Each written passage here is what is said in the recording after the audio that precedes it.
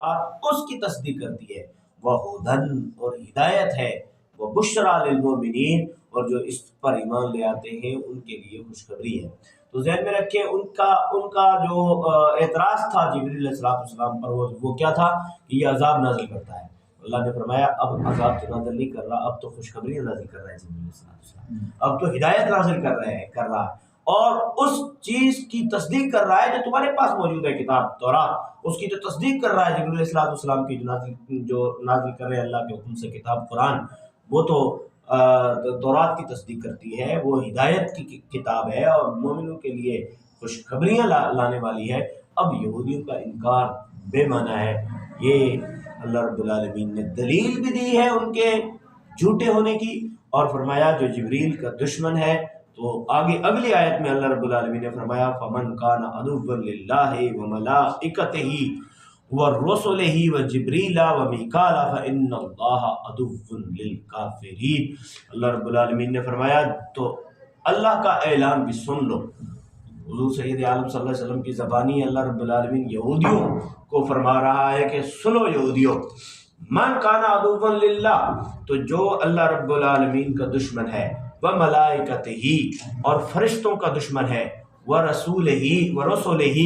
رسولوں کا دشمن ہے، وجبریل ومیکال جو جبریل کا دشمن ہے، میکائیل کا دشمن ہے، فإن اللہ عدو للکافرین۔ تو ذہن میں رکھیں ان سارے کفر کرنے والوں کے لیے اللہ رب العالمین کی دشمنی کا اعلان ہے، اللہ رب العالمین بھی ان کا دشمن ہے۔ یوں یہودیوں کے لیے اللہ رب العالمین نے پیغام بھیجا کہ اگر تم جبریل کو دشمن مانو گے تو صرف جبریل کو نہیں، اللہ کو بھی دشمن تو مان لو، اس لیے کہ جبریل کا دشمن اللہ کا کبھی دوست نہیں ہو سکتا۔ وَلَقَدْ أَنزَلْنَا إِلَيْكَ آيَاتٍ بَيِّنَاتٍ وَمَا يَكْفُرُ بِهَا إِلَّا الْفَاسِقُونَ۔ اللہ رب العالمین نے فرمایا بے شک تحقیق ہم نے آپ کی جانب ایسی آیات بینات، ایسی آیات جو واضح ہیں، ان کو ہم نے نازل فرمایا ہے۔ وما یکفر بها الا الفاسقون، ان آیات کو صرف اور صرف ایک قسم کے لوگ جھٹلاتے ہیں، ان آیات کا انکار کرنے والے صرف ایک قسم کے لوگ ہیں، وہ کون؟ الفاسقون، جو فسق کرتے ہیں، اعلانیہ گناہ کرتے ہیں، سامنے اللہ رب العالمین کی نافرمانی کرتے ہیں لوگوں کے سامنے، ایسے لوگ ہی ان آیات کا انکار کر سکتے ہیں۔ لہذا اے یہودیوں تم انہی میں سے ہو۔ او کلما عاہدوا عہدا نبذہ فریق منہم بل اکثرهم لا یؤمنون۔ اللہ رب العالمین نے فرمایا کہ یا پھر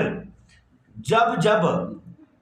انہوں نے وعدہ لیا، نبذہ فریق منہم، تو پھر انہوں نے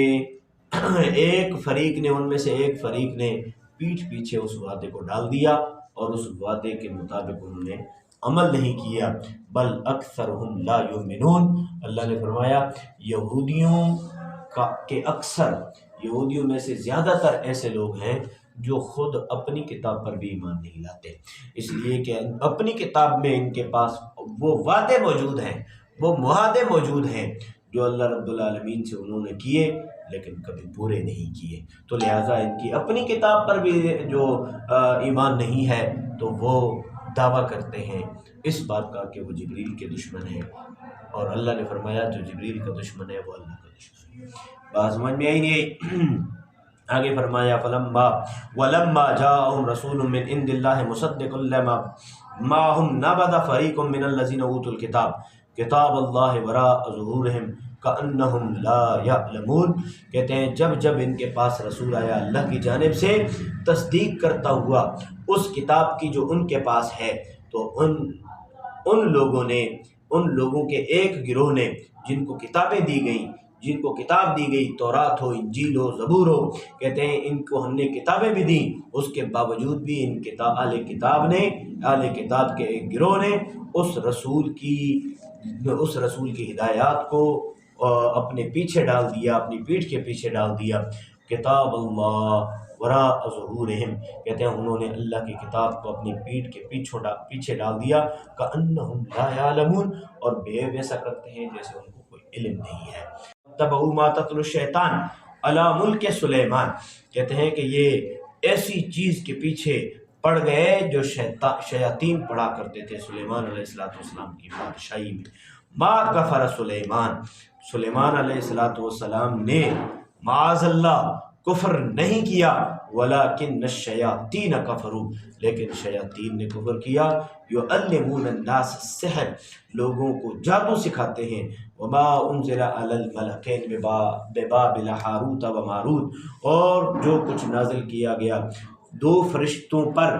بابل میں، ہاروت اور ماروت پر۔ وما یعلمان من احد، اور نہیں سکھاتے وہ کسی ایک کو، حتیٰ یقولا، یہاں تک کہ وہ پہلے کہہ دیتے ہیں، انما نحن فتنہ، ہم ایک آزمائش ہیں، فلا تکفر، تو کفر نہ کر، فیتعلمون منہما ما یفرقون به بین المرء وزوجہ، کہتے ہیں کہ ان سے وہ جادو سیکھتے ہیں جو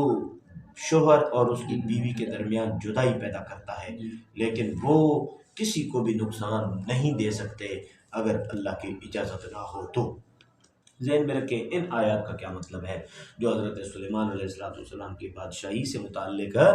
اللہ رب العالمین نے یہ آیات نازل فرمائی ہیں۔ تو ذہن میں رکھیں سلیمان علیہ السلام کی بادشاہی میں شیاطین لوگوں کو جادو سکھایا کرتے تھے۔ تو سلیمان علیہ السلام کے دور میں شیاطین جن جتنے بھی ہیں یہ سلیمان علیہ السلام کے تابع میں تھے۔